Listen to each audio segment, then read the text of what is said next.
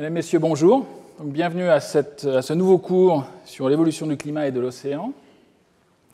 Donc, durant les dernières semaines, en fait, je vous ai abondamment parlé en fait, de niveau marin, du dernier maximum glaciaire, de la déglaciation. On a vu son évolution dans le détail, avec en particulier une accélération.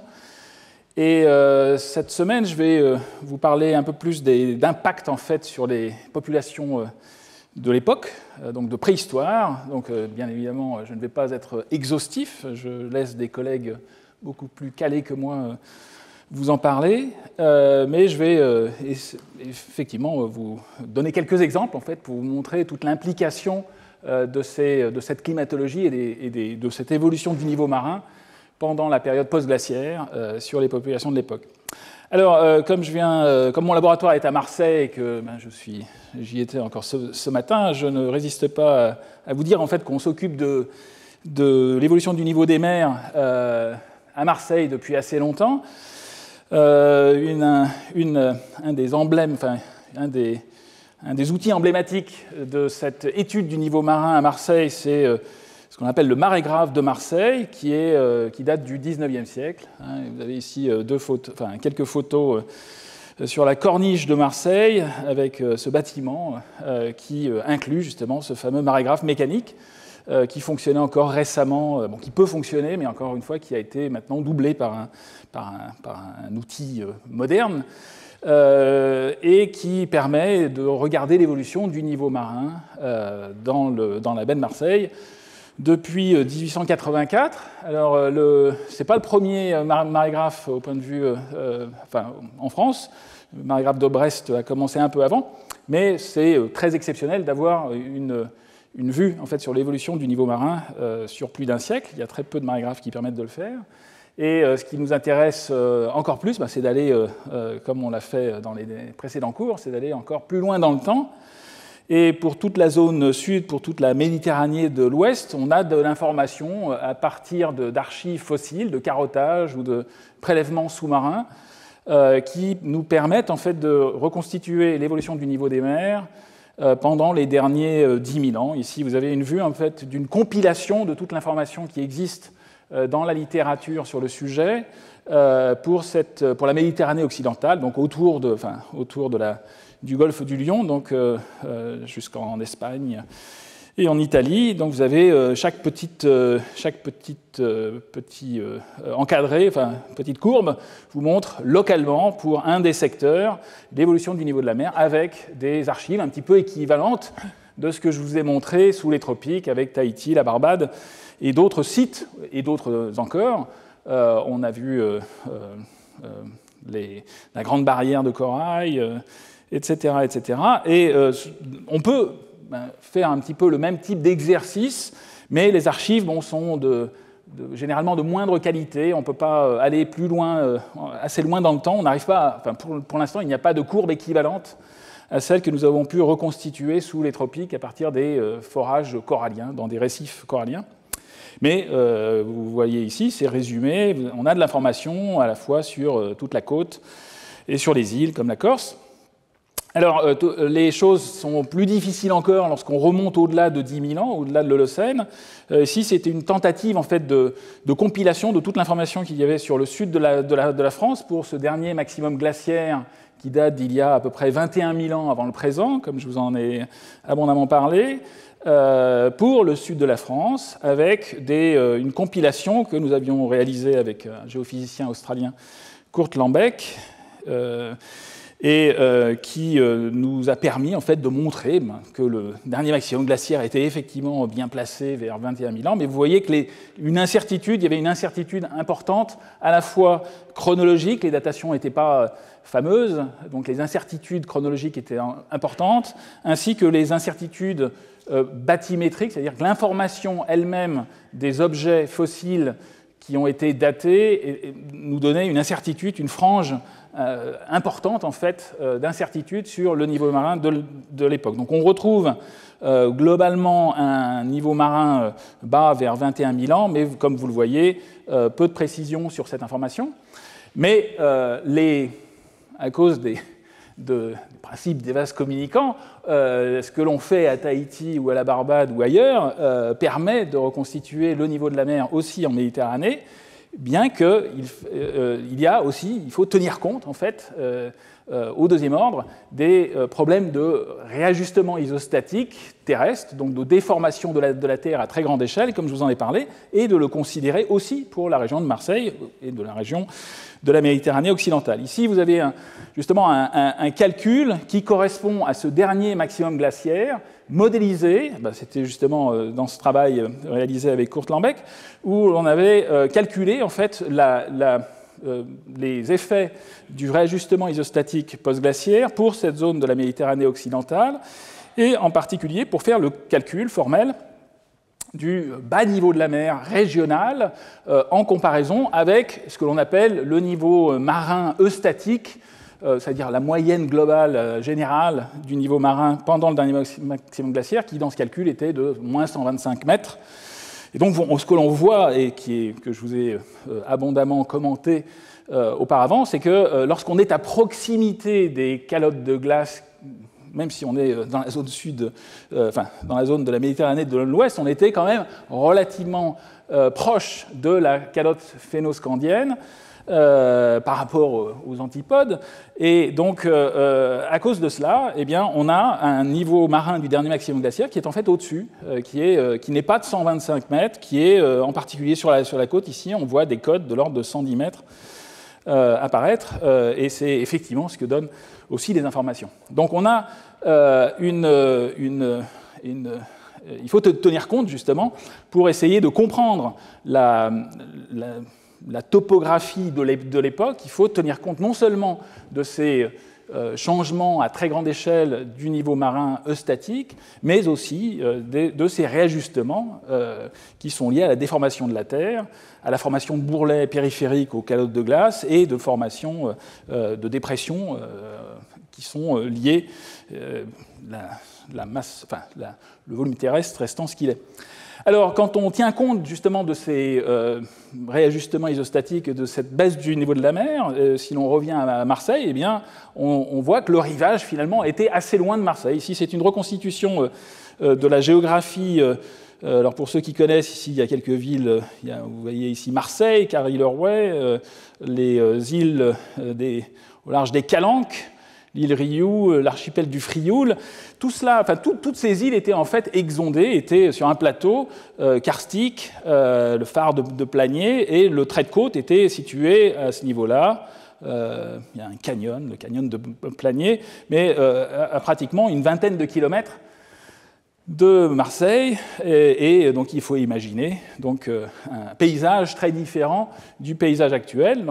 Probablement aussi ici, ce qui est montré sur ce graphique, sur cette carte de reconstitution, en fait, c'est tout le réseau hydrologique de l'époque, avec en particulier une dépression ici, peut-être un lac, avec des sédiments, et donc une reconstitution qu'il est possible de faire. Et pour ceux qui aiment plonger, il est très facile de voir en fait que le paysage était effectivement que l'on voit à l'heure actuelle sous la mer est typique en fait de l'altération aérienne des carbonates. Ici, vous avez quelques vues sous-marines de certains sites, en particulier un site célèbre pour les plongeurs de Marseille, qui est un site superbe, la Pierre à la Bague, avec des roches qui sont disposées de façon pas aléatoire, enfin je veux dire fracturées avec des phénomènes de dissolution qui sont en fait équivalents à ce que l'on appelle des lapiaz. Un lapia qui est un paysage, un relief tout à fait typique lié à l'altération aérienne des carbonates et qui est lié à la fois à la dissolution par le CO2 acide carbonique dans les eaux de ruissellement et conjugué avec la fracturation par le gel. Donc ça, c'est un lapia en Suisse et avec tout à fait typique, avec de la végétation entre les parties non dissoutes. Entre les parties non dissoutes et l'équivalent ici à la Pierre à la Bague où il y a un autre site ici. Donc un relief tout à fait particulier qui montre effectivement que tout ce que l'on voit sous la mer aujourd'hui était au-dessus pendant la glaciation.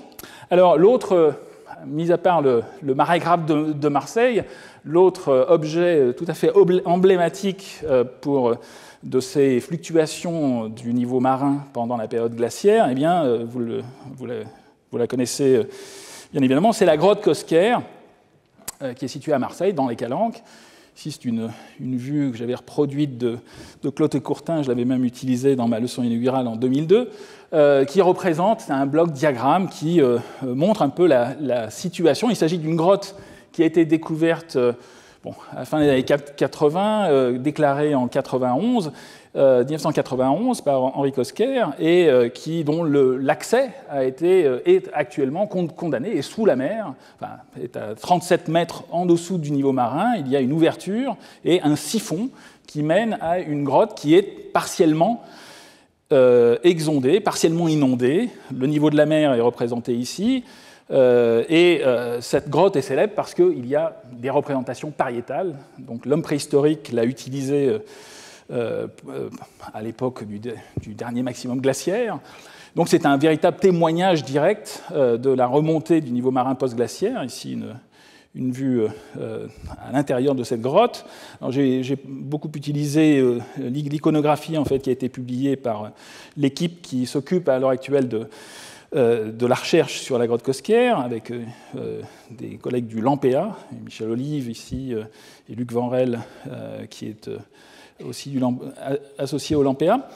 Donc vous avez, qui est à Aix-Marseille, ici une photo pour vous rappeler la situation de cette grotte Cosquer. Ici vous avez le massif des Calanques, avec notamment le cap Morgiou, la calanque de Morgiou, la calanque de Sormiou, célèbre, et ici, cette fameuse pointe de la voile, à 37 mètres, il faut imaginer donc ce siphon, cette ouverture avec un siphon qui va vers la grotte, comme je vais vous la décrire. Alors au fond, vous avez tout Marseille, de l'autre côté, ici, les îles du Frioul, et encore de l'autre côté, Carry-Lorway.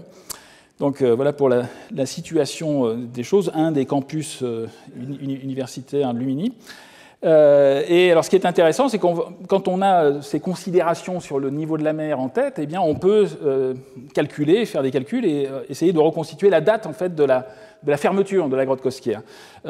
Ici, j'ai juste reporté sur la courbe les courbes que je vous ai déjà montrées, établies à partir des coraux de Tahiti et de la Barbade, remontées. Bon, ici, vous avez le niveau de la mer, c'est un zoom entre 80 mètres et moins 30 mètres, 14 000 ans jusqu'à 10 000 ans, jusqu'à 9 000 ans avant le présent.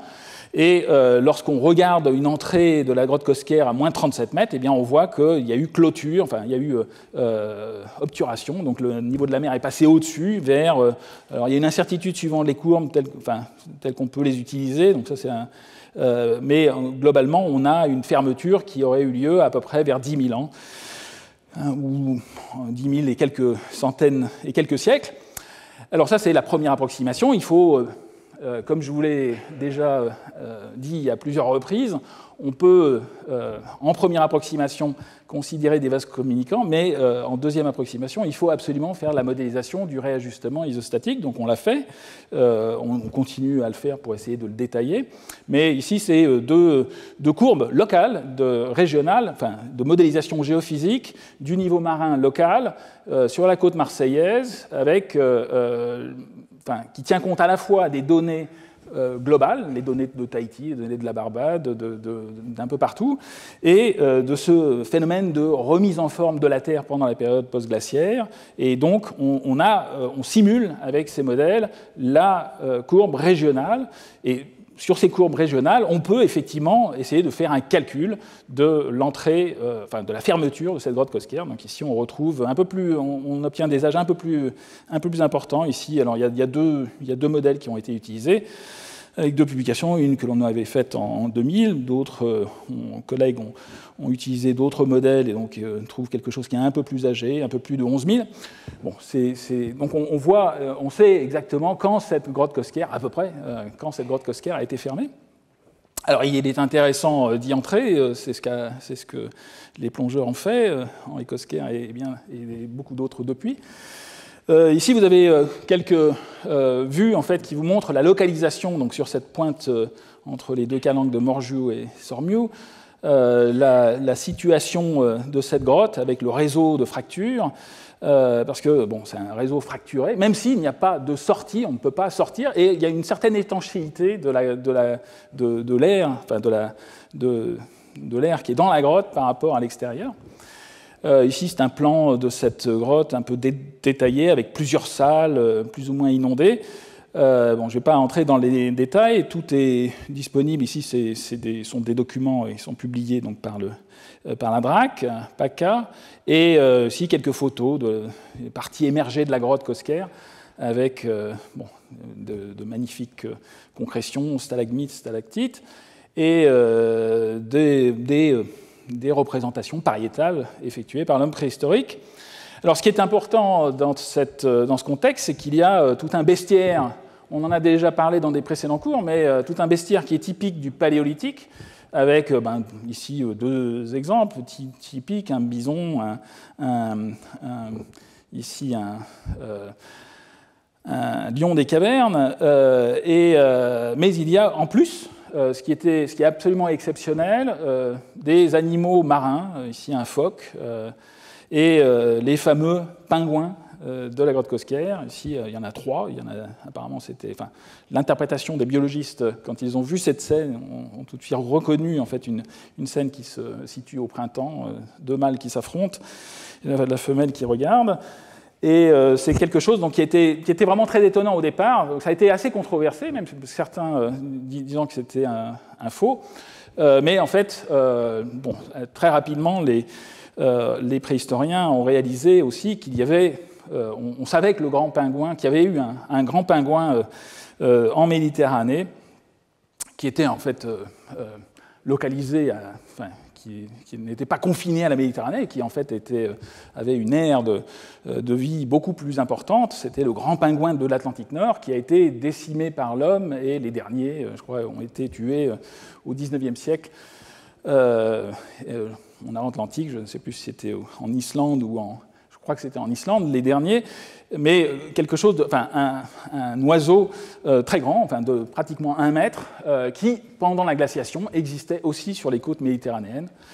Alors, je l'avais utilisé même en frontispice d'un article, d'un volume spécial pour un article de revue sur les changements climatiques en 2002. Donc c'est quelque chose qui est tout à fait emblématique et qui illustre de façon tout à fait qualitative le fait qu'il faisait un peu plus froid quand même à l'époque, au moins 5 degrés plus froid qu'à l'heure actuelle. Alors ce grand pingouin, il n'existe plus aujourd'hui, en particulier plus en Provence. Alors ce qu'on voit, c'est juste une anecdote, mais on voit il y a une autre espèce en fait qui lui est reliée, qui est du même genre, mais pas la même espèce. C'est ce qu'on appelle le petit pingouin, Alca torda. Alors ce qui est intéressant, c'est que cette année, de façon tout à fait exceptionnelle, c'est la première fois que je voyais ça sur la côte marseillaise, on voyait des petits pingouins arriver comme ça, qui sont arrivés sur la côte.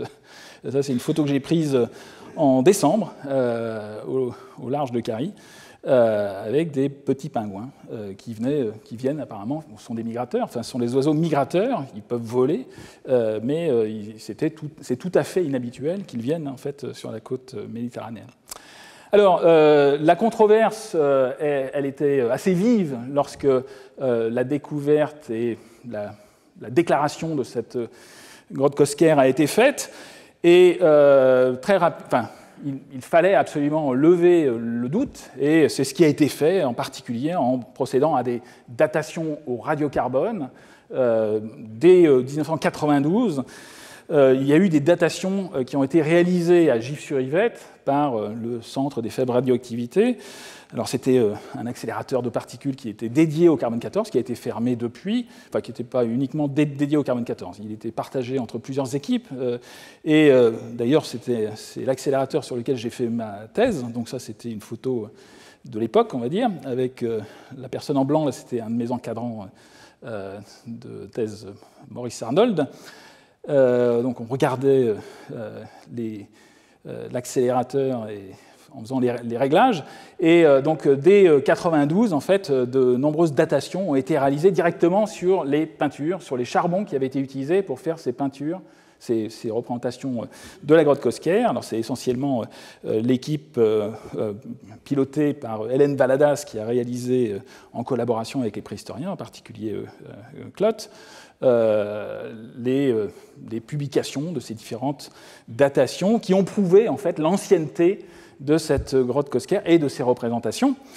Alors, donc une série de publications qui ont ajouté, il y a eu un autre accélérateur qui est venu se greffer, bon, beaucoup de données ont été produites qui montrent de façon tout à fait indubitable qu'il s'agit d'une grotte ornée au même titre que les autres, Lascaux et autres, et qui permet aussi qui a permis de reconstituer une chronologie. Alors c'est ce qui a été fait. Ici, là, j'ai repris des travaux de Luc Vanrel et de Michel Olive, la synthèse qu'ils ont réalisée récemment sur les différentes phases chronologiques de cette grotte Cosquer, dont l'occupation, dont l'utilisation débute au-delà de 30 000 ans. Il y a même une phase qui serait occupée par des gravures, qui ne sont malheureusement pas datables directement, qui préexisteraient en fait aux représentations pariétales avec des charbons. Donc une occupation jusqu'au maximum glaciaire, les dernières datant de 19 000 ans avant le présent, en année calendaire avant le présent. Donc c'est quelque chose de tout à fait exceptionnel, et c'est grâce, encore une fois, au carbone 14 que l'on a pu lever le doute à être certain de l'ancienneté et de l'authenticité de ces représentations. Alors ce qui est à la fois c'est important, et en même temps, la grotte Cosquer est aussi un patrimoine menacé par la montée actuelle et future du niveau marin. Alors ici, c'est ce que je vous montre, en fait, c'est des photos prises à deux périodes différentes de la même représentation rupestre, des fameux petits chevaux. Il y a 3 petits chevaux. Et ce qu'il faut avoir à l'esprit, c'est qu'il y a des fluctuations. Alors, ce n'est pas des fluctuations qui sont liées à la marée. Il y a une petite marée à Marseille de l'ordre d'1 mètre, mais ce n'est pas tellement ça le problème. Ce sont des fluctuations liées à la météorologie, aux fluctuations de pression à l'extérieur, qui font que le niveau de la mer à l'intérieur de la grotte fluctue. Et comme vous le voyez, c'est dramatique pour les peintures. Ici, vous avez un niveau, vous voyez, tout ce qui est noir représente en fait l'eau de la Méditerranée dans la grotte, une situation à peu près moyenne, et ici, la situation maximale où vous voyez que les petits chevaux sont complètement inondés et cette eau là, qui baigne ces chevaux participe à leur érosion, et il est très clair en fait qu'il y a probablement beaucoup de représentations pariétales qui ont déjà été effacées, et très probablement avec la montée du niveau marin en fin de siècle, je vous l'ai rappelé, ça fait partie aussi du contexte de ce que l'on regarde dans le cours, l'évolution du niveau de la mer en fin de siècle, en 2100, 1 mètre, voire 2 mètres, s'il y a déstabilisation des calottes de glace, on peut aller jusqu'à 2 mètres. Donc il est très clair que ce patrimoine est en danger et sera malheureusement effacé. Alors une caractéristique tout à fait exceptionnelle en fait, de la grotte Cosquer, c'est qu'il y a une différence de pression entre l'extérieur et l'intérieur. Il y a encore c'est quelque chose encore un peu mystérieux. Il y a même des collègues de mon laboratoire qui travaillent en fait sur le sujet. Il y a une thèse qui a été lancée pour essayer de comprendre pourquoi il y a une différence de pression. En d'autres termes, si quelqu'un perçait un trou, il y aurait immédiatement une montée du niveau de la mer à l'intérieur de la grotte Cosquer, ce qui serait dramatique en fait pour ces représentations. Ici, une autre vue d'un des chevaux représenté sur une stalagmite avec, vous voyez, une augmentation, enfin une amplitude qui peut être importante ici de l'ordre du mètre. Donc des fluctuations qui sont liées à la météorologie extérieure et avec l'augmentation un peu inexorable à l'heure actuelle. Je vous ai dit que c'était à peu près 3-4 mm par an. On sait, il est très clair que ça va augmenter et s'accélérer pendant la fin du siècle. Et pour aller au-delà, puisque je vous ai montré que si on faisait des projections sur plusieurs millénaires, eh bien on aurait effectivement des changements beaucoup plus grands. On ne sera pas là pour les voir, mais c'est quelque chose qui est maintenant inexorable. Alors, d'où l'importance aussi, en tout cas pour pouvoir voir cette grotte Cosquer, elle est interdite au public, elle est interdite même à la plongée, parce qu'il y a eu aussi, comme vous l'imaginez, c'est pas n'importe quel plongeur qui peut aller dans la grotte Cosquer. Il faut aller à 37 mètres, il faut faire un siphon qui fait plus de 100 mètres avec des parties dangereuses. Il y a eu des morts, et donc c'est quelque chose qui est condamné. Il n'y a que les chercheurs qui peuvent effectivement aller pour les besoins des études et de conservation de la grotte Cosquer. Donc c'est une grotte qui ne se visite pas, mais fort heureusement, pour le grand public, il y a eu inauguration l'année dernière, en fait, d'une réplique de cette grotte Cosquer dans la Villa Méditerranée à Marseille. Donc, si là, je fais un peu de publicité pour cette réplique de la grotte Cosquer qui est organisée, on parle dans cette Villa Méditerranée, dans les sous-sols. Ici, une vue publicitaire justement de cette visite de la grotte Cosquer. Donc je vous la conseille. Tout cela est organisé donc, par la même société Kléber-Rossillon qui a aussi organisé la réplique de la grotte Chauvet en Ardèche. Et donc, alors, en plus de cette grotte Cosquer et de cette réplique de la grotte Cosquer, qui est au sous-sol, au premier étage de ce bâtiment un peu exceptionnel. Alors ici, on ne le voit pas, mais bon, là, vous avez une vue sur la Bonne Mer, mais de l'autre côté, vous avez le Mucem, ici, juste à côté, et vous avez une vue sur la baie de Marseille, magnifique. Et au premier étage, eh bien, il y a aussi un musée sur la préhistoire et le climat. Donc ici, quelques vues, donc avec un auroch, enfin des animaux empaillés reconstitués, un lion des cavernes, une antilope saïga. J'ai un peu contribué et collaboré avec l'équipe de muséographie, et en particulier pour toute l'explication des glaciations. Donc il y a plusieurs vitrines en fait, qui expliquent les glaciations. Il y a même des maquettes qui expliquent de façon interactive le principe des fluctuations glaciaires interglaciaires, et avec même des considérations sur le changement du niveau marin actuel.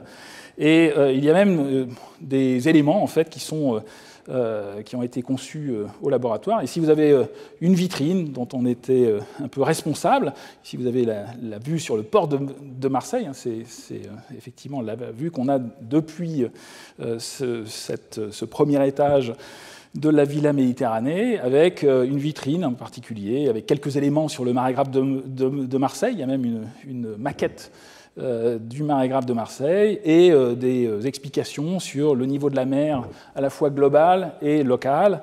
On a disposé ici, il y a quelques coraux de Tahiti, il y a même un morceau, une des carottes de Tahiti.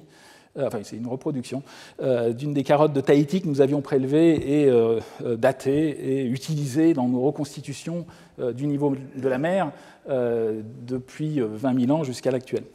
Donc voilà un petit peu pour l'histoire. Donc je vous recommande, si vous avez le temps à Marseille, de voir ce très beau site et cette réplique de la grotte Cosquer pour en apprendre plus aussi sur les climats de l'époque, à la fois régionalement et globalement. Alors ça, c'était ce que je vous ai montré là, depuis le début du cours. C'est un peu anecdotique à l'échelle de la planète, même si c'est très impressionnant et c'est la preuve de ces grandes fluctuations du niveau marin. Mais en préhistoire, il y a aussi des sujets où le niveau de la mer est très important, avec des implications sur les populations beaucoup plus importantes que les quelques tribus qui existaient sur la côte marseillaise. Et en particulier, il y a un sujet fondamental en préhistoire qui est le peuplement de l'Amérique, à partir de l'Amérique du Nord, en particulier parce que pendant la glaciation, pendant le maximum glaciaire, eh bien, le détroit de Bering n'était pas un détroit, il y avait en fait un pont terrestre entre la Sibérie et l'Amérique du Nord, l'Alaska, ce qu'on appelle la région de Béringie, donc le pont terrestre de Béringie, qui est représenté ici sur cette carte que je vous ai déjà montrée, avec la calotte laurentide qui était accrochée sur les rocheuses canadiennes ici, avec une partie de calotte, un dôme situé sur les montagnes rocheuses, et un autre dôme qui était plus ou moins centré en fait, sur la baie d'Hudson. Je vous ai dit aussi que pendant la déglaciation, c'est ce qu'on a vu dans les derniers cours, qu'il y avait des fluctuations, un retrait généralisé de cette calotte laurentide. On a vu aussi que les modélisations suggéraient qu'il y avait eu un événement d'accélération, probablement, avec une ouverture et une perte de masse assez soudaine qui correspond à l'accélération que nous avions vue à la fois à la Barbade et à Tahiti, ce qu'on appelle le Meltwater Pulse 1A, et ça c'est quelque chose qui en partie serait lié à la séparation des deux parties de calotte, des deux dômes, le dôme accroché sur les rocheuses et le dôme qui était plutôt sur la baie d'Hudson, avec un phénomène de retraite rapide de la partie entre les deux parties de calotte, avec formation d'un corridor. Donc nous allons revoir cette histoire du corridor parce qu'il va être très important dans le contexte du peuplement américain. Alors, donc des changements majeurs. Donc on part de pendant la période du dernier maximum glaciaire, vers 21 000 ans avant le présent, avec une situation qui est ce qu'elle est, qui est celle-ci, avec un paysage, ici une vue d'artiste au sud de la Laurentide, avec une faune très particulière. On a retrouvé, les préhistoriens et les paléontologues ont retrouvé beaucoup de vestiges qui montrent qu'il y avait en particulier une faune, une mégafaune, enfin des grands mammifères qui vivaient paisiblement dans les plaines au sud de la calotte laurentide que l'on voit dans le fond ici, c'est l'image de l'artiste, et avec à la fois des mammouths américains, des mastodons, dans d'autres régions, des chevaux qui avaient disparu ensuite et qui ont été réimportés par les Européens par la suite. Et donc toute une faune tout à fait caractéristique, qui est un peu réminiscente de ce que l'on peut voir aussi dans nos régions. Ici, c'est une vue d'artiste ardéchois préhistorique, c'est des photos de la grotte Chauvet, avec toute une faune caractéristique, avec des bisons, des rhinocéros laineux, des rennes, des bisons, des mégacéros, etc. Donc une situation un peu similaire en Amérique du Nord, avec une très grande faune. Et dès les années 30, en fait, les préhistoriens qui ont fouillé en Amérique du Nord ont trouvé des vestiges préhistoriques, des outils en particulier, et notamment dans un site célèbre qui s'appelle le site de Clovis, la ville de Clovis au Nouveau-Mexique, avec des outils en pierre taillée, en silex, tout à fait caractéristiques, relativement grands. Alors ici, il n'y a pas d'échelle, mais ce sont des pointes. Les pointes Clovis sont de l'ordre de 10-20 cm. Donc il faut imaginer un objet qui ressemble aux outils de pierre taillée qui existaient en Europe, mais avec des caractéristiques morphologiques tout à fait typiques, avec en particulier une base concave et un enlèvement d'un éclat de chaque côté de la pointe. Ici, on le voit très bien, un éclat de ce côté-là, de l'autre côté aussi, avec un enlèvement qui permet d'avoir ce que l'on appelle une pointe flûtée, avec deux flûtes qui sont enlevées, et donc une cannelure qui permet en fait l'emmanchement de ces pointes qui étaient, ça c'est une reconstitution moderne, d'une pointe qui était emmanchée sur un javelot essentiellement, c'est ça la théorie qui a vite été proposée, c'est que c'était ce qui était utilisé par l'homme préhistorique à l'époque pour tuer les grands mammifères, cette mégafaune qui a disparu, avec notamment les mammouths et les mastodontes.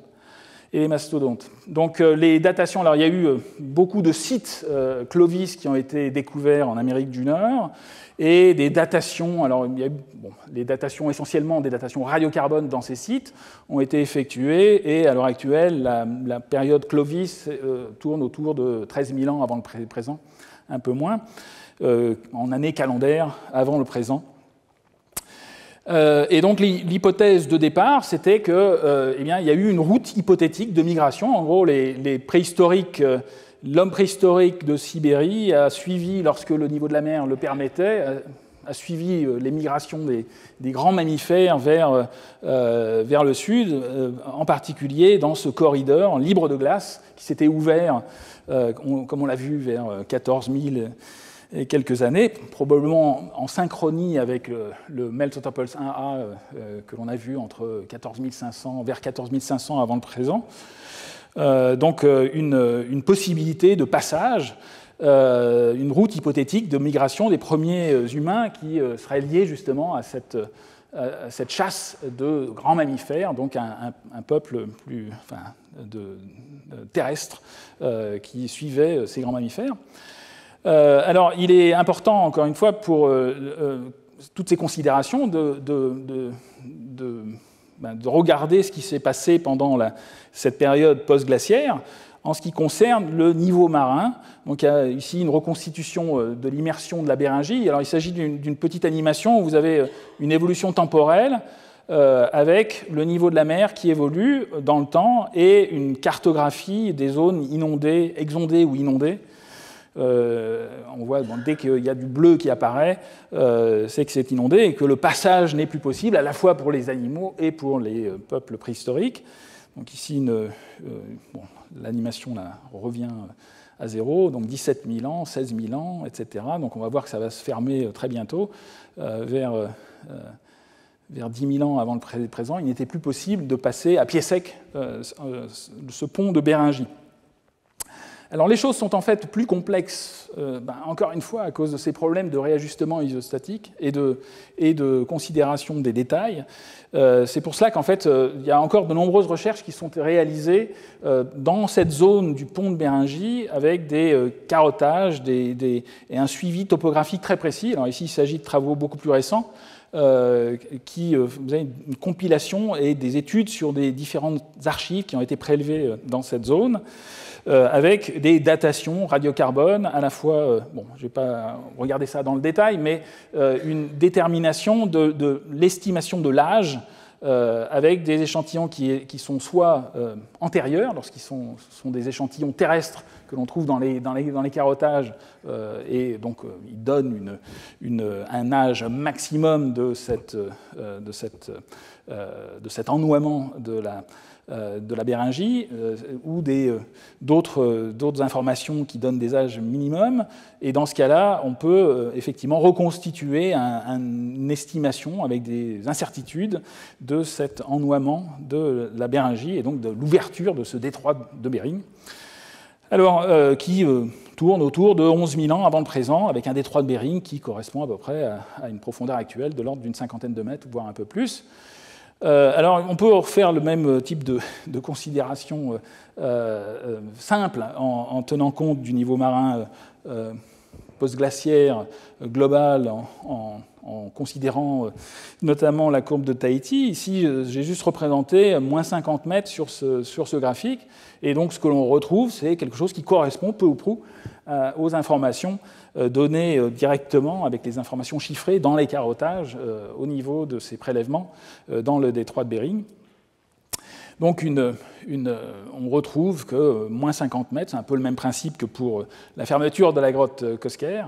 Le détroit de Bering a été ouvert, ou la Béringie a été submergée, vers 11 000 ans avant le présent. Donc on peut aller dans les détails, regarder encore plus précisément. Alors comme il y a différentes courbes, différentes corrections qui ont été établies sur les courbes de la Barbade, on va obtenir des âges un peu différents, entre 11 000 et un peu plus, pour cette submersion, en considérant l'évolution du niveau de la mer pendant cette époque, qui a subi à la fois des accélérations, des ralentissements et des réaccélérations. Donc quelque chose qui tourne autour de 11 000 ans avant le présent. Alors, tout cela est en tenant compte en faisant des considérations approximatives, avec des vases communicants à l'échelle de la planète. Et ici encore, il faut tenir compte de ce fameux réajustement et le modéliser, ce fameux réajustement glacio-hydro-isostatique. Alors, c'est ce qu'ont fait des collègues spécialistes du sujet. Ici, il s'agit de travaux réalisés justement dédiés à la modélisation de la remontée du niveau de la mer locale en tenant compte de ce réajustement glacio-hydro-isostatique au niveau du détroit de Bering. Alors c'est en particulier la courbe noire ici qui est représentée dans le détroit de Bering, avec d'autres courbes qui représentent des zones proximales, mais pas exactement dans le détroit de Bering, enfin pas celle du détroit de Bering. Et la cote actuelle est plutôt au-delà elle est de moins 53 mètres. Et donc globalement le résultat de ces modélisations était un peu surprenant et montre en fait qu'il y a eu une période de stabilité, c'est ce qui est indiqué ici, c'est-à-dire que le niveau de la mer il était pratiquement au niveau, voire un peu plus, il était au-dessus du niveau du détroit de Bering, donc il y avait quand même un mètre ou deux, bon, pendant toute la période, entre 13 000 ans et 11 500 ans avant le présent, et par contre, dès 11 500 avant le présent, là, il y a eu vraiment fermeture, donc ouverture du détroit de Bering, complètement, avec des profondeurs complètement impraticables par l'homme. Là, bon, il y a toute une période qui est relativement longue, apparemment, selon ces modélisations, avec une profondeur relativement minime, mais sur une période qui est assez étendue. Donc c'est un des mystères une des complications qui intervient suite à cette prise en compte des réajustements glacio-hydrostatiques. Au premier ordre, on peut utiliser des courbes simples, mais si on veut vraiment faire le travail et essayer de comprendre ce qui s'est passé localement, il faut effectivement en passer par cette modélisation. Alors, ce qui est représenté ici, c'est qu'il y a d'autres évidences. Ici, il y a des mollusques qui étaient inféodés à l'océan Pacifique, que l'on a retrouvés et que l'on a pu dater directement au nord du détroit de Bering. Et ça permet d'avoir justement une information sur la migration d'organismes marins qui ont permis justement de chiffrer cette ouverture du détroit de Bering, ou cette submersion de la Béringie. Alors, une des grandes questions en fait, de la préhistoire pendant cette période, c'est est-ce que les hommes ou les peuples de la culture Clovis, que l'on retrouve un peu partout en Amérique du Nord, notamment aux États-Unis, ici vous avez une carte récente en fait, des sites Clovis, est-ce que c'est eux qui ont été à l'origine de la disparition de la mégafaune, en particulier des mammouths, et bon, c'est une des grandes questions qui subsistent encore en préhistoire, en archéologie préhistorique nord-américaine, et donc ici, encore une fois, des représentations de ces fameuses pointes Clovis qui ont une certaine diversité spatiale, c'est-à-dire que les différentes zones géographiques, vous voyez ici une carte qui montre l'extension. Donc le site de départ, c'était au Nouveau-Mexique, la ville de Clovis, mais on trouve des sites Clovis à l'est et à l'ouest des États-Unis, avec des pointes qui se ressemblent, mais qui ont quand même des différences, mais elles ont toutes en fait ces caractéristiques avec ces enlèvements, cette pointe concave, cette base concave permettant un emmanchement. Alors l'autre facteur qu'il faut prendre en compte pour expliquer la disparition de cette mégafaune, c'est une autre possibilité, et ça a été aussi envisagé dès le départ, c'est que il y a eu pendant toute cette période donc une déglaciation, un réchauffement mondial, mais en particulier aussi dans cette zone d'Amérique du Nord, un réchauffement qui a eu des conséquences très importantes sur la végétation et par voie de conséquence aussi sur la faune. Alors ici, c'est tiré d'un travail d'un chercheur qui regardait justement, d'un paléontologue qui regarde les liens entre disparition des différentes espèces de mégafaune comme le mammouth, le cheval, le bison, l'apparition d'autres espèces comme le wapiti, l'élan et un peu plus tard l'homme, en correspondance avec les changements ici simplifiés sur un diagramme très simplifié. Ici, l'âge augmente de bas en haut avec les âges radiocarbone. Donc là, il s'agit ici d'âge radiocarbone directement entre 18 000 ans et 9 000 ans avant le présent. Donc là, j'ai rappelé quelques âges en années calendaires, 21 000 ans, 16 000 et 10 000 ans avant le présent. Mais globalement, l'autre hypothèse en compétition avec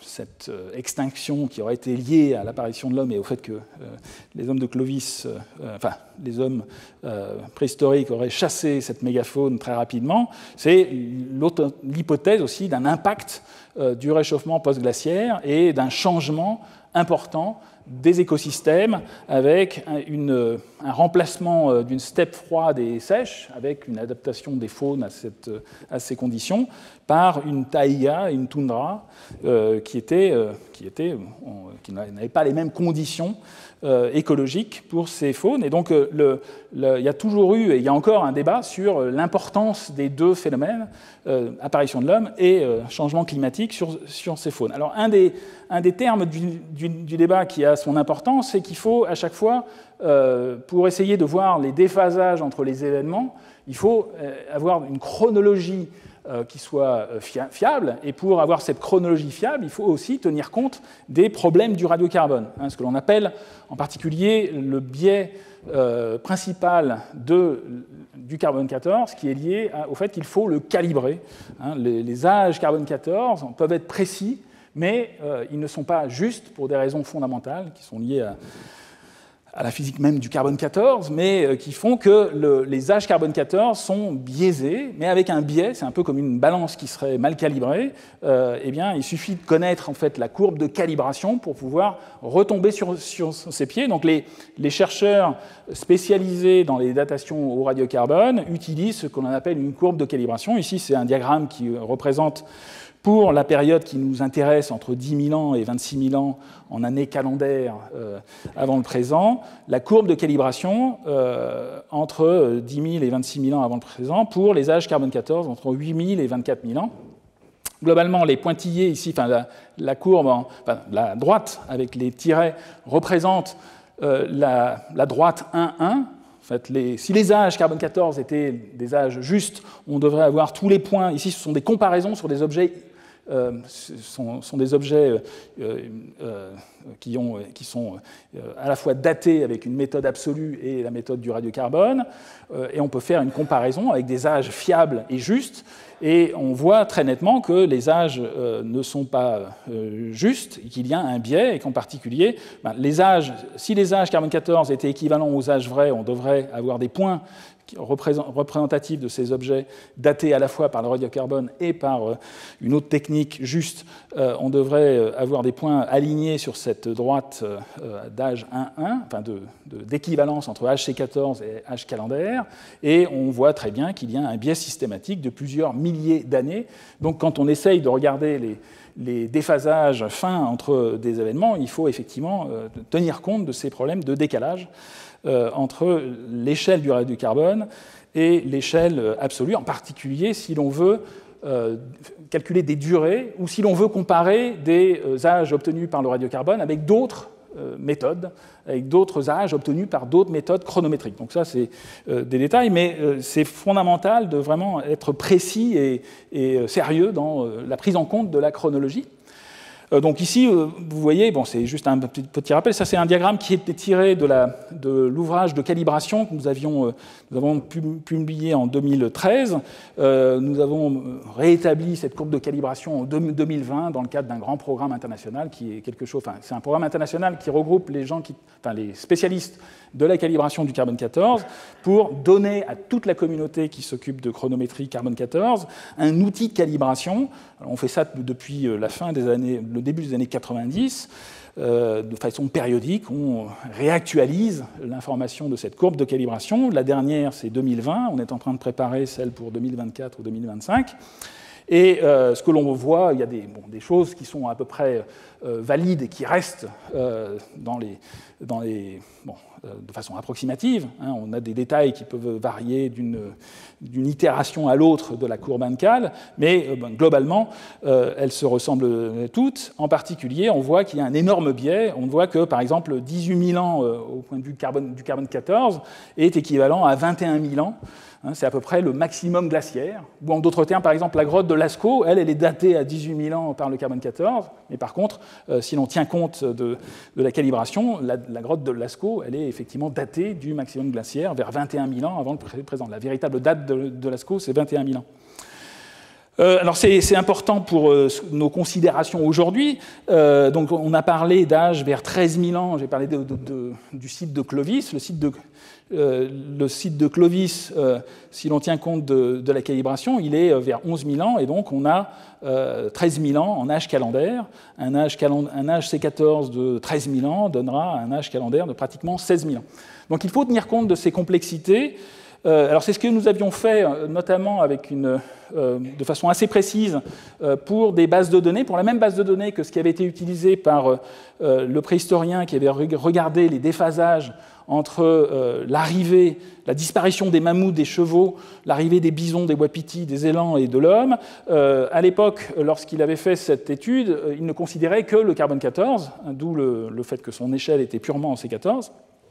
Et ce que nous avions apporté, en fait, c'était de regarder les choses avec la calibration et de le faire avec de façon sérieuse, enfin, de façon beaucoup plus juste, en tenant compte de toute l'information, avec en particulier une prise en compte des incertitudes. Et nous avions pu dater à la fois les événements de réchauffement dans cette zone, mais aussi la disparition de certains animaux, comme le mammouth américain, les chevaux, ici c'est juste une représentation d'un des chevaux gravés de Chauvet, et l'apparition de l'homme dans cette zone. Ici, c'était ce calcul, nous l'avions fait en fait pour une base de données, qui était la même base de données qui avait été utilisée par Guthrie, l'auteur en question, qui était valable pour la zone du Yukon et de l'Alaska, donc de l'autre côté du détroit de Bering, mais encore une fois, une base de données limitée. Et donc nous avions pu montrer en fait que l'homme était arrivé pratiquement de façon synchrone avec l'extinction du cheval, et donc avait pu y contribuer.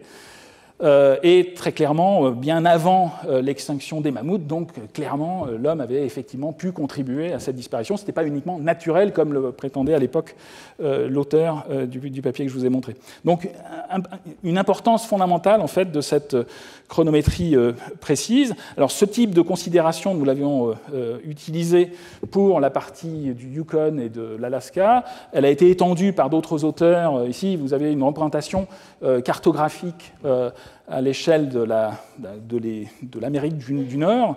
À la fois, la carte de gauche représente la dernière apparition de la mégafaune pour différents sites, avec ici des codes de couleurs pour les milliers d'années, 11 000, 12 000, etc. Et la première apparition des hommes dans ces différentes zones. Donc c'est une extension des calculs que nous avions faits, avec une chronologie relative de l'extinction de la mégafaune par rapport à la migration humaine.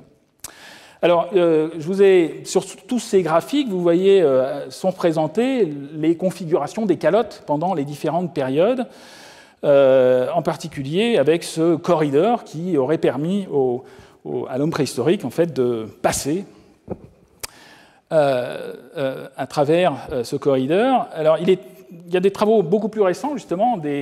Ici, il s'agit de travaux publiés en fait, de compilation des âges en fait, de l'ouverture complète de ce corridor libre de glace, parce que c'est important aussi de dater directement cette ouverture. Je vous ai dit que par modélisation et par correspondance avec le Melt-Water Pulse 1A, on pense que l'ouverture du corridor a eu lieu vers 14 500 ou un peu après 14 500 en année calendaire avant le présent.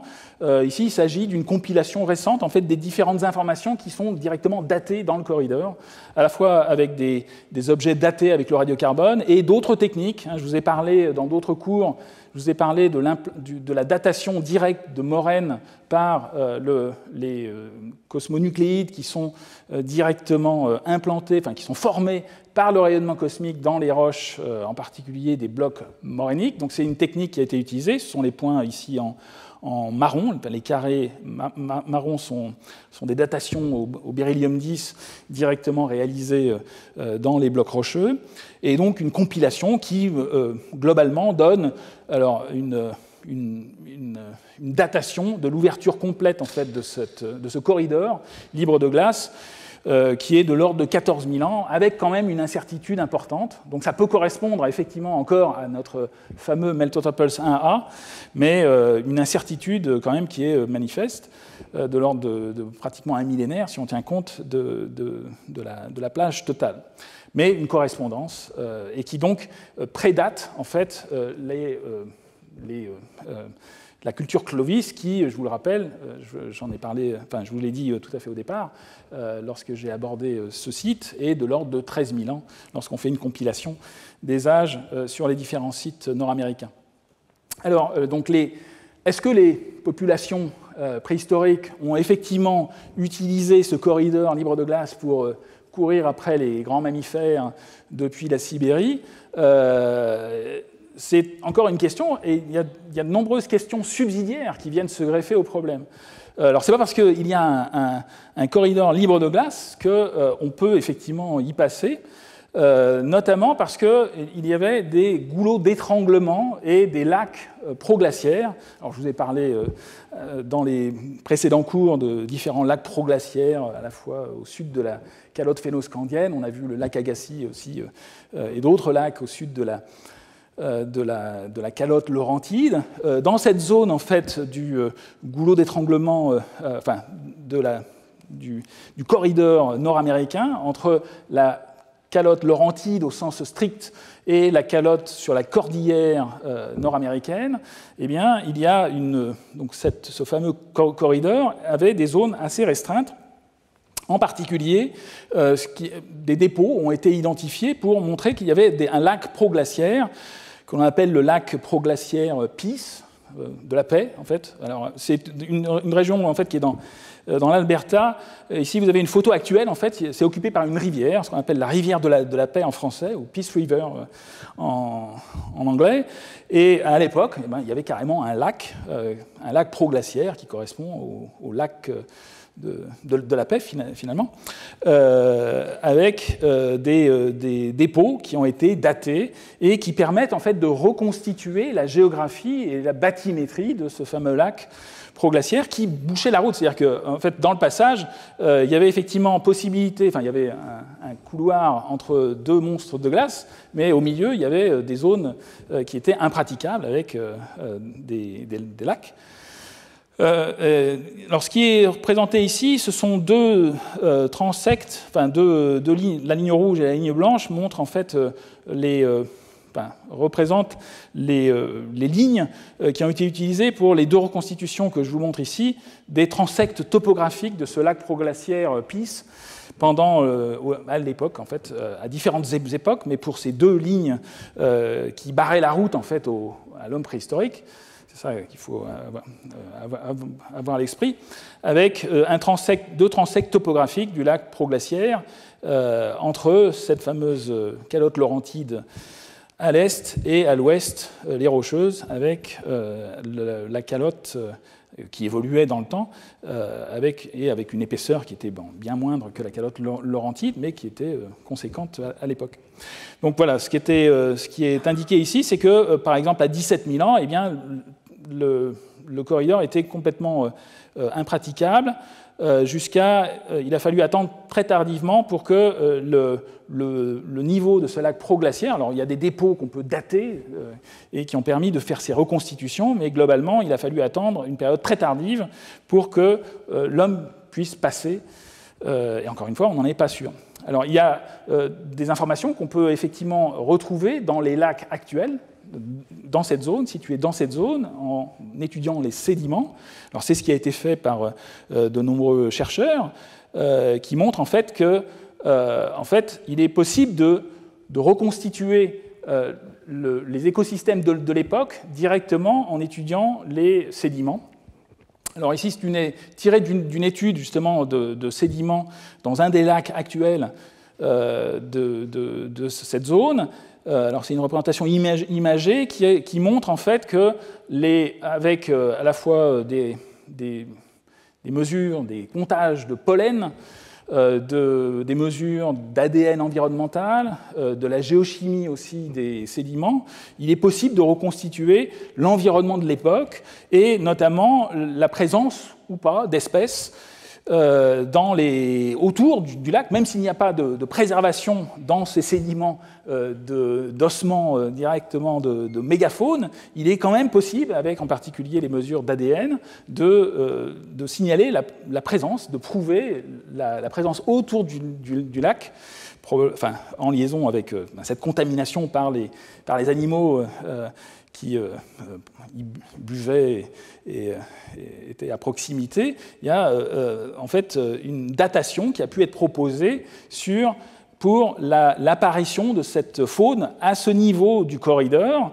Et ce que l'on peut voir, c'est qu'en fait, les conditions, il a fallu attendre une période relativement tardive, vers 12 600 ans avant le présent. Il a fallu attendre pratiquement 12 600 ans avant le présent dans ce corridor, dans cette zone, pour que les conditions soient favorables à la mégafaune pour s'y installer. Ce qui veut dire en fait qu'avant ça, entre 14 000 et 12 600 avant le présent, même si le corridor était peut-être en formation avec possibilité de passage, il n'y avait rien à manger sur pratiquement 1500 km de corridor, donc il est très probable que l'homme préhistorique ne s'y est pas engouffré sans raison, en fait. Donc il faut tenir compte voilà, de ces conditions des écosystèmes dans le corridor. Alors c'est un premier essai, je dirais. Il y a probablement d'autres sédiments qui vont être étudiés pour essayer de cartographier l'environnement de l'époque, mais il faut tenir compte non seulement de cette ouverture, de la possibilité de passage avec ces lacs proglaciaires et de l'hydrologie, et aussi des conditions des écosystèmes à l'époque. Est-ce qu'elles permettaient à des populations de survivre un chemin aussi long? D'où la proposition, en fait, assez rapidement aussi, d'une autre route, qui est une route côtière, qui est symbolisée, en fait, dès ce... Bon, c'est effectivement le cadre de cette étude, c'est que cette première route là, que j'ai évoquée, la route du corridor, c'est effectivement la route classique qui a toujours été mentionnée pour ce peuplement nord-américain, mais assez rapidement, comme je vais vous l'illustrer, les données montrent en fait que c'est tout à fait insuffisant et que très probablement il y a eu une autre route côtière qui a probablement été plus précoce et qui a permis effectivement le peuplement nord-américain. Alors, et encore une fois, les deux routes ont probablement aussi coexisté et donc il y a possibilité de passage probablement par les deux routes. Alors cette deuxième route hypothétique, c'est la route côtière. C'est ce qui est symbolisé ici. Donc là, j'ai repris des figures qui ont été établies par un préhistorien français, Éric Bouéda, qui est spécialiste du sujet, avec une deuxième route côtière qui a été empruntée par l'homme préhistorique, qui aurait été empruntée par les hommes préhistoriques de l'époque pour peupler l'Amérique du Nord, bien avant, en fait, le site de Clovis, la culture de Clovis, datée vers 13 000 ans avant le présent. Donc ici, une route côtière avec quelques datations sur cette route. Donc alors, l'autre incertitude, c'est est-ce que les préhistoriques l'ont effectivement emprunté, et est-ce qu'ils y sont allés à pied ou déjà avec des bateaux? On n'en a pas d'évidence, mais la navigation paléolithique est un sujet qui est assez controversé, mais qui n'est pas totalement impossible. Et en fait, il y a des évidences en fait, de sites archéologiques, sites préhistoriques, côtiers, ou pas très loin de la côte, qui montrent en fait que des populations préhistoriques existaient à l'époque et préexistaient à la culture Clovis. Donc il est très clair en fait que l'homme préhistorique a emprunté cette voie-là, puisqu'on trouve par exemple ici, c'est un exemple célèbre tiré d'un travail assez récent sur une preuve totalement indubitable en fait, de chasse aux mastodontes, ici un reste en fait, de vertèbres avec une pointe préhistorique fichée en os, directement fichée dans une vertèbre de mastodonte, qui était aussi un animal chassé par un de ces animaux de la mégafaune nord-américaine. Et encore une fois, une datation au carbone 14 montre qu'en fait, cet objet-là, du site de Manis en particulier, est plus ancien en fait, que la culture de Clovis, qui a débuté vers 13 000 ans avant le présent. Donc un site pré-Clovis situé pas très loin de la frontière entre les États-Unis et le Canada, pas très loin de Seattle, donc à l'ouest des États-Unis, dans l'État de Washington. Donc on est clairement à proximité de la côte. Alors, un des problèmes de cette préhistoire côtière, de cette voie côtière, c'est que très probablement, beaucoup d'archives sont en fait sous l'eau, puisqu'on a cette remontée du niveau de la mer post-glaciaire de plus de 100 mètres. Donc, il est très probable que l'homme préhistorique a emprunté un chemin que l'on ne peut plus observer aujourd'hui, un petit peu comme la grotte Cosquer avec cette ouverture à moins 40 mètres. Il est très probable en fait qu'une grande partie des sites préhistoriques de l'époque sont en fait submergés et il va falloir attendre encore plus de temps pour pouvoir les matérialiser. Alors ici, c'est quelque chose. La préhistoire justement de cette zone côtière, elle est compliquée et il faut encore faire intervenir la complexité de cette remontée du niveau marin pendant la déglaciation. Ici, c'est juste un détail. Pour l'île de Vancouver, par exemple, pas très loin du site de Mannis, c'est un peu au nord, l'île de Vancouver, un détail de l'île de Vancouver avec le trait de côte vers 11 000 ans et le trait de côte actuel qui est représenté ici en pointillé. Alors, c'est une zone où une étude a été réalisée sur le niveau de la mer pendant la glaciation. Alors c'est une zone qui est aujourd'hui complètement submergée. Ici vous avez le détroit, ce qu'on appelle le détroit de Barclay, ou Barclay Sound en anglais. C'est à l'ouest de l'île de Vancouver. C'est une zone absolument superbe. Moi, quand j'ai été invité à l'université de Colombie-Britannique, UBC, on a fait un peu de kayak dans la zone, dans ces Broken Group Islands. Donc des photos de la zone, et ces chercheurs en fait étudient la remontée post-glaciaire dans cette zone. Et ce qui est mystère, surprise et en même temps complexité liée à la remontée du niveau de la mer et cette prise en compte du réajustement isostatique post-glaciaire, lorsque l'on tient compte des données, on voit que le bas niveau de la mer pendant la glaciation dans cette zone était vers moins 50 mètres, alors que, c'est ce qui a été rappelé par ces auteurs canadiens, lorsqu'ils comparent avec, alors ici ils ont appelé ça la courbe statique, mais bon, c'est la courbe, on va dire, générale, fondée sur les datations de la Barbade, Nouvelle-Guinée et Tahiti, comme vous le voyez. Donc ils ont repris nos études, avec en particulier cette accélération du Meltwater Pulse 1A, avec un niveau de la mer de plus de 100 mètres à l'époque, avant l'accélération, mais dans cette zone-là, le niveau de la mer glaciaire était à moins 50 mètres, et ça, c'est lié en fait à cette complexité du réajustement isostatique, parce qu'on était à proximité, ici, de la calotte glaciaire, des calottes glaciaires, notamment de la calotte qui était localisée sur la cordillère, mais aussi à proximité, pas très loin non plus, de la calotte laurentide. Donc ici, encore une fois, un diagramme de principe de ce fameux réajustement isostatique avec ce qui se passe pendant la glaciation, avec une déformation, un poids important de la calotte de glace et formation d'un bourrelet, donc une remontée, et pendant la période de fonte, eh bien, il y a des mouvements qui vont être opposés entre cette zone du bourrelet qui va redescendre et la zone qui était couverte par la glace qui va remonter, et donc on a des zones qui vont pouvoir presque rester de façon miraculeuse, non affectées, en étant à l'équilibre, je dirais, entre des zones qui remontent et des zones qui redescendent. Et toutes ces manifestations, tous ces changements, en fait, toutes ces remises en forme régionales terrestres, en fait, vont se cumuler à l'augmentation du niveau de la mer qui est liée au fait qu'il y a des masses de glace qui fondent et donc ça augmente le volume d'eau dans l'océan. Donc il faut tenir compte à la fois de ce réajustement et de l'eau à l'océan pour essayer de comprendre les fluctuations régionales locales.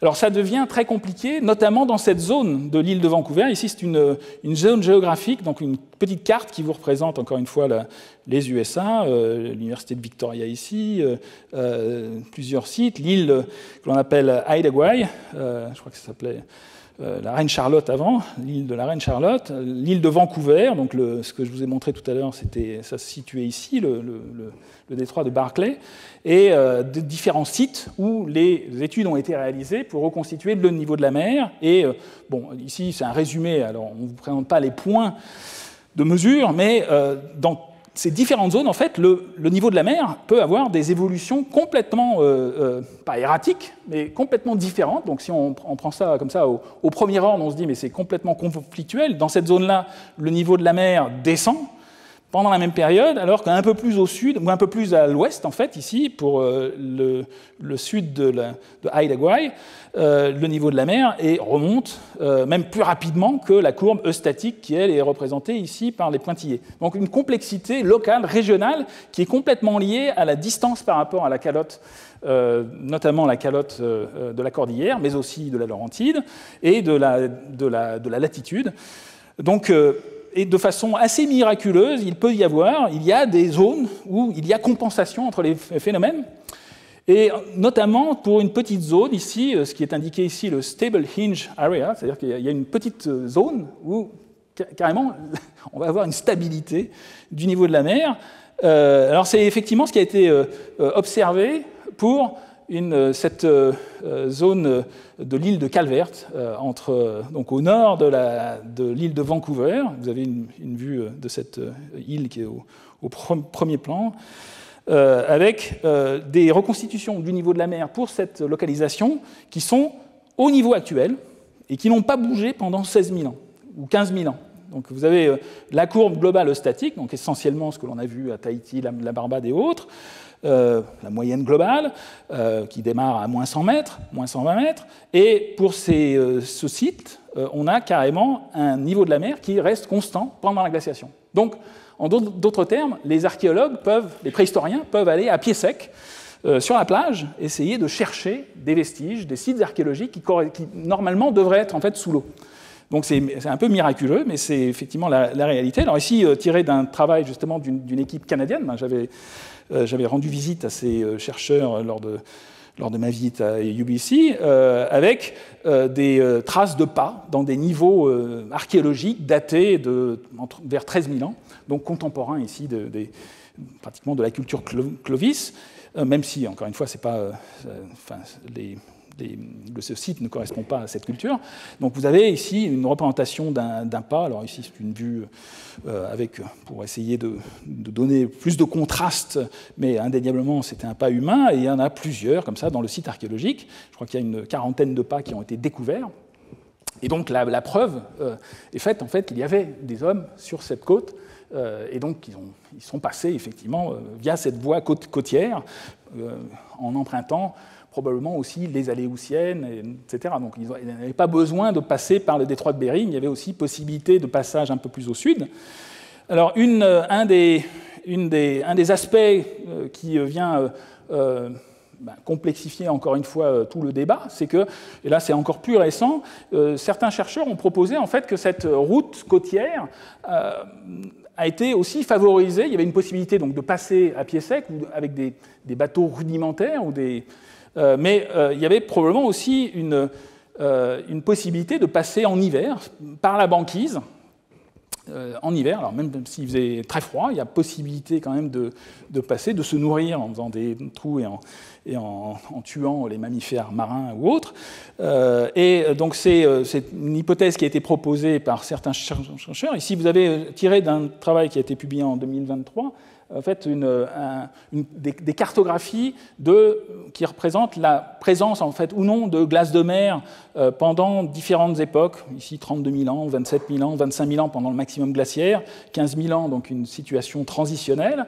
Et ce que les chercheurs ont réalisé, en particulier, c'est de prélever des carottages à proximité de la côte pour essayer de retrouver des preuves de la présence de glace de mer, de cette banquise. Alors, on en avait déjà parlé, je vous ai dit qu'il y avait des indicateurs de glace de mer, en particulier certains hydrocarbures qui sont synthétisés par des diatomées, par des algues, donc du phytoplancton, qui ne sont pas planctoniques, qui vivent carrément dans la glace et qui sont donc inféodés à ce milieu et que l'on peut ensuite retrouver dans les sédiments.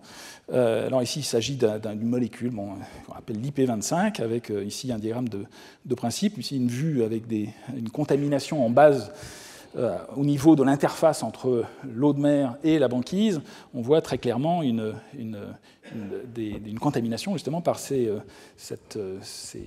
algues qui ont une couleur orangée ici.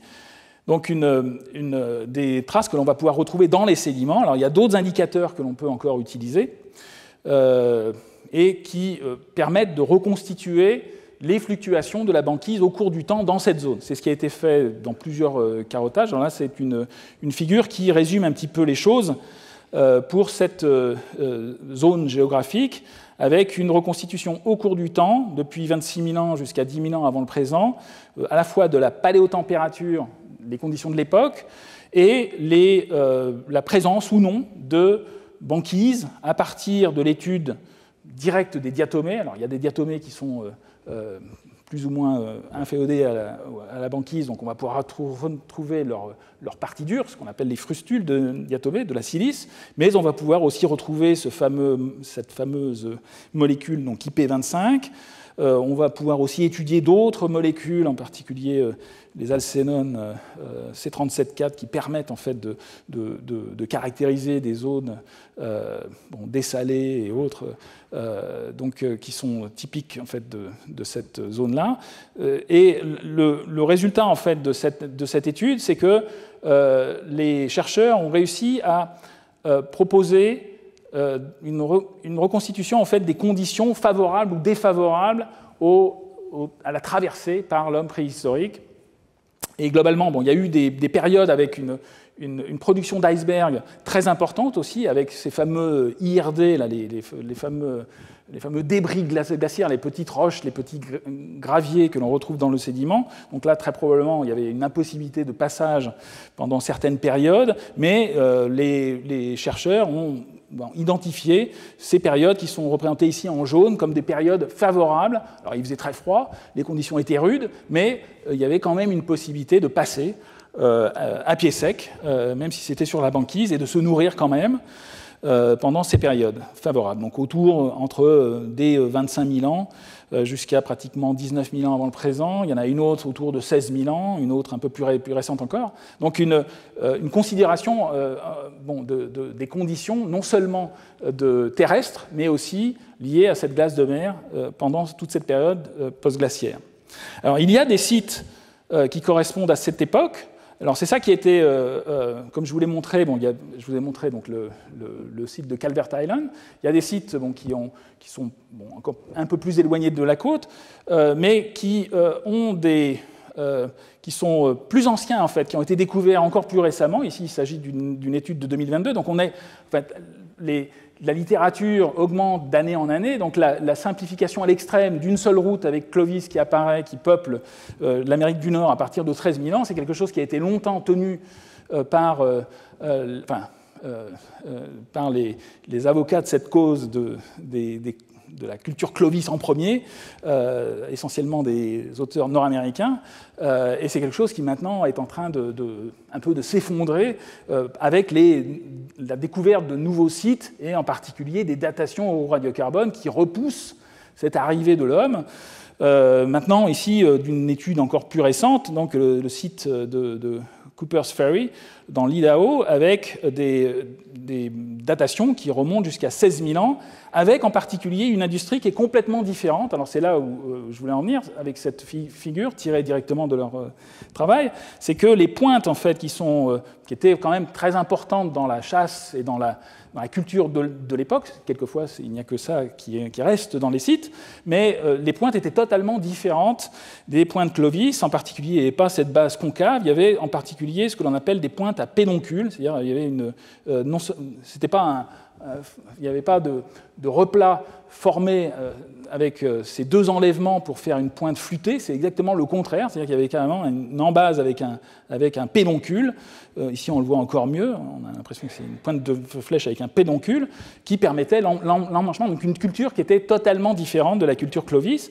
Et une des hypothèses qui a été faite encore plus récemment, justement, c'est que il y avait cette différence entre les deux cultures est fondamentale, et que très probablement les peuples qui ont colonisé par la deuxième route étaient des peuples différents, des peuples maritimes, alors c'est ça qui a été proposé il y a plus de 10 ans maintenant, qu'il y a eu une migration en fait, de peuples préhistoriques avec ces fameuses industries avec des flèches, avec des pointes à pédoncules, alors différents ici, elles vous sont représentées, et essentiellement la thèse tient sur le fait que bon,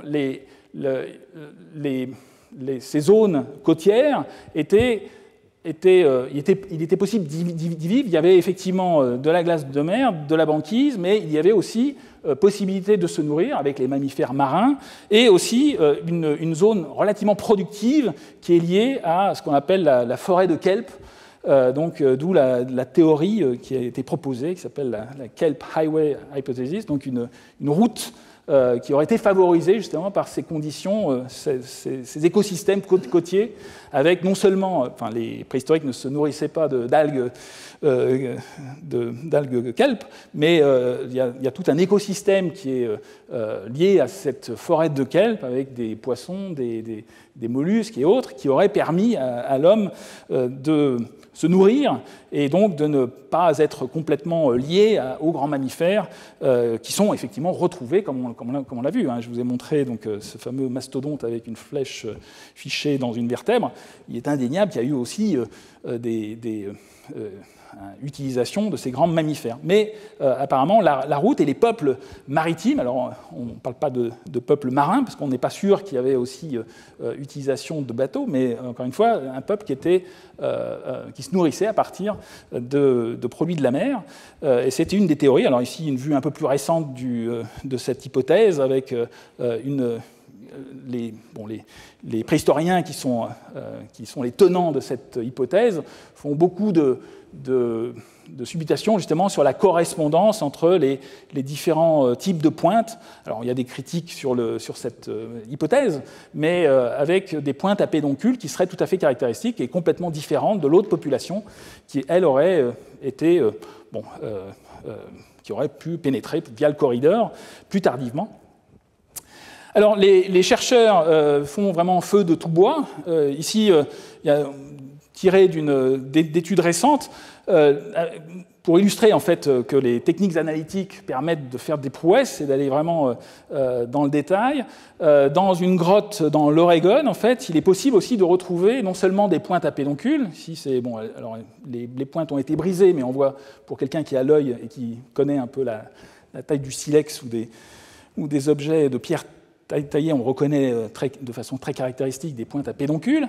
Il est possible aussi dans les sédiments et dans ce qu'on appelle les coprolithes, les restes que l'on peut trouver en grotte, il est possible d'étudier certains lipides, notamment des stérols, et que l'on peut attribuer à différentes espèces. Alors ici, c'est un diagramme qui vaut pour le chien, enfin l'homme, les animaux domestiques, le porc, les ruminants comme le bœuf. Ce que l'on peut retrouver dans ces coprolithes, les lipides fécaux, en fait, sont différents. Et on peut directement à la fois identifier les espèces avec l'ADN, mais aussi en étudiant par chromatographie ces différents lipides. En particulier, il y a deux composés, le coprostanol qui est typique de l'homme, et le stigmastérol, qui est plutôt typique des grands mammifères qui étaient tués à l'époque.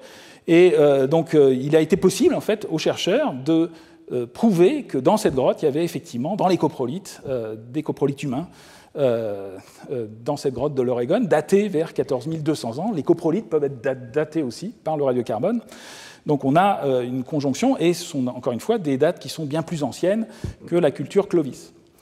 On peut retrouver les chercheurs essayent même de faire des mesures, même dans des sites qui ne sont pas des sites archéologiques, carrément dans des lacs, dans les sédiments lacustres. Il est possible, avec les limites de détection qui sont maintenant permises par des outils analytiques, on peut essayer soit de faire de l'ADN environnemental, comme je vous l'ai illustré à un moment, mais on peut aussi essayer de faire ces mesures de résidus fécaux, enfin de lipides fécaux, dans des sédiments marins, dans des sédiments lacustres. C'est ce qui a été fait ici pour certains lacs en fait, qui sont situés dans le Yukon et en Alaska, ici plutôt, avec ici pour deux lacs, en fonction du temps, alors c'est des lacs temporels est ici, des concentrations de ce fameux coprostanol aussi le rapport entre coprostanol et stigmastanol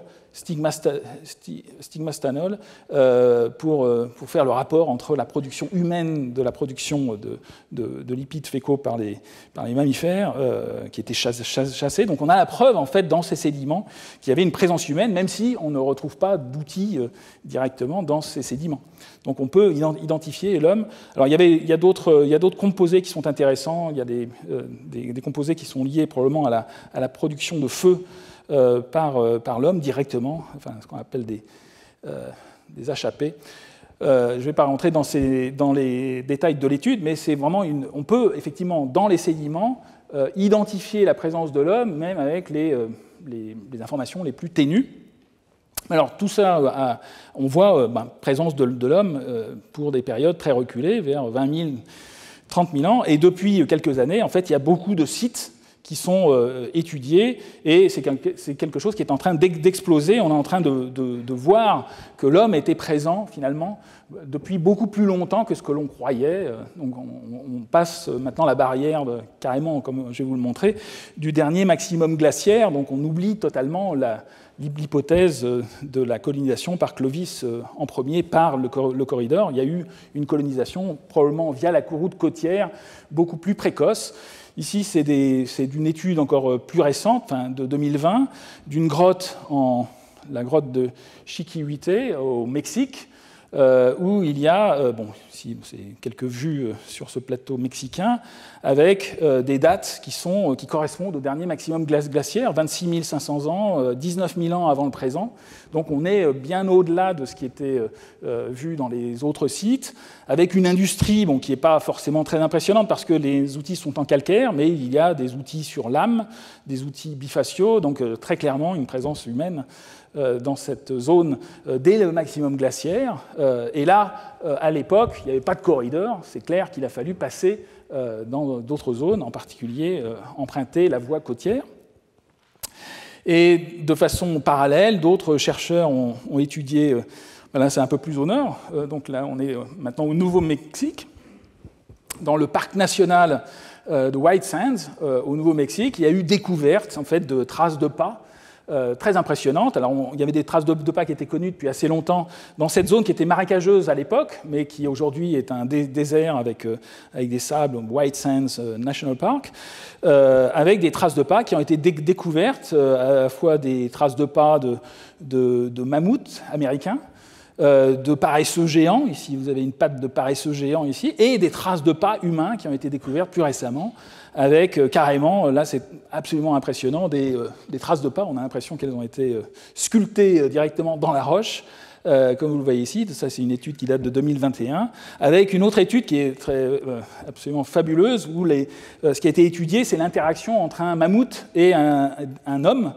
de l'époque, avec un mammouth qui se dirigeait avec les pas des mammouths qui sont indiqués ici par les grands ronds en grisé, et les pas humains allant dans un sens et dans l'autre, et carrément, il y avait une interaction entre ce mammouth et l'homme. On ne sait pas s'il s'agit d'un épisode de chasse ou autre, mais on a un pas humain qui est directement dans le pas du mammouth.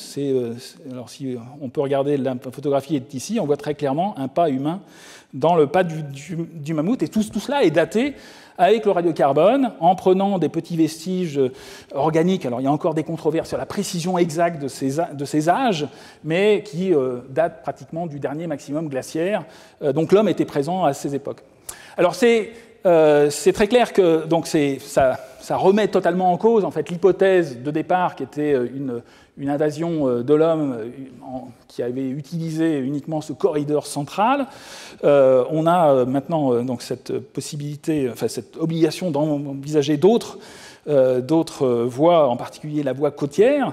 Alors encore une fois, ces découvertes très récentes en fait, de sites très anciens sont à la fois très étonnantes, mais en même temps, cette ancienneté, elle était déjà connue depuis assez longtemps, finalement. Et elle a été oubliée, et elle est liée à des travaux en fait, français, notamment des travaux du laboratoire où j'étais au départ, le fameux Centre des faibles radioactivités qui était à Gif-sur-Yvette, CNRS-CEA, parce qu'il y avait des sites archéologiques au Brésil qui ont été totalement qui ont été étudiés, il n'y a pas de faune, il n'y a pas de restes humains, il n'y a pas de coprolite, il n'y a pas de lipides fécaux encore, mais il y a une industrie qui est assez fruste, parce que le matériau n'est pas très... Mais le spécialiste reconnaît ici, c'est un outil taillé de façon assez complexe, et ces datations étaient très anciennes, en fait, et sont connues depuis assez longtemps, depuis carrément les années 80. Ici, il s'agit du titre d'un papier de Nied Guidon et Georgette Délibrias, donc une archéologue et une spécialiste de la datation, qui était en fait Georgette Délibrias a été la fondatrice en fait, du laboratoire de carbone 14 en France à Gif-sur-Yvette, donc c'était vraiment une pionnière. Bon, elle est décédée en 2015, mais c'est vraiment elle qui a fondé. Elle était d'ailleurs ma tutrice au CEA lorsque je travaillais à Gif-sur-Yvette sur l'accélérateur. Bon, elle n'a pas travaillé avec l'accélérateur, elle travaillait avec des méthodes de radioactivité beaucoup moins complexes, mais qui permettaient de faire des datations sur des gros objets. Et dès les années 80, elles avaient, toutes les deux, publié dans Nature en fait, un papier pour montrer en fait, qu'il y avait des âges dans ces sites, mais ils ont toujours été oubliés, complètement ignorés des préhistoriens nord-américains, pour des raisons, il y avait des raisons, je dirais, fondamentales qui sont liées au fait que l'industrie est relativement peu impressionnante pour le non-spécialiste, et il n'y avait pas encore il n'y avait pas l'équivalent avec la faune et tous les objets qu'on peut trouver en Amérique du Nord, ou les pas, comme je viens de vous le montrer, mais indéniablement, il y a de plus en plus de données. Ces sites ont été réétudiés ensuite par d'autres, en particulier par l'équipe d'Éric Boueda en France, qui a repris et qui a découvert d'autres sites qui montrent en fait qu'il y avait effectivement présence de l'homme de façon très précoce, vers 30 000 ans, même avant, dans cette zone en Amérique. Alors ici, une photo d'un des sites qui est étudié par Éric Boueda. Alors pourquoi est-ce que ces travaux français de collaboration entre une archéologue brésilienne et une spécialiste des datations françaises ont été complètement mis de côté par la communauté anglo-saxonne? Je ne pense pas que c'était parce que c'était deux femmes qui avaient publié ça à l'époque, mais Georgette Délibrias parlait peu anglais, ce qui fait qu'elle n'allait pas dans les colloques pour essayer de défendre les choses au point de vue des datations, et il a fallu attendre en fait d'autres évidences, en particulier les travaux d'Éric Boueda, et maintenant en fait avec les nouvelles évidences, en particulier celles que je vous ai montrées au Nouveau-Mexique ou autres, les préhistoriens anglo-saxons nord-américains qui étaient complètement focalisés sur cette hypothèse de Clovis en premier sont maintenant obligés de reconsidérer ce qu'ils avaient voulu oublier au Brésil. Et donc très probablement, ici je vais en terminer là pour aujourd'hui, il est très clair en fait qu'il y a eu plusieurs routes et plusieurs vagues de migration successives. Donc ici, c'est ces trois diagrammes représentaient à la fois la première théorie, la Clovis First, via le corridor avec une population qui aurait colonisé l'Amérique du Nord vers 13 000 ans, par ce fameux corridor qui aurait été lié à cette déglaciation et à ce melt-up Sahara.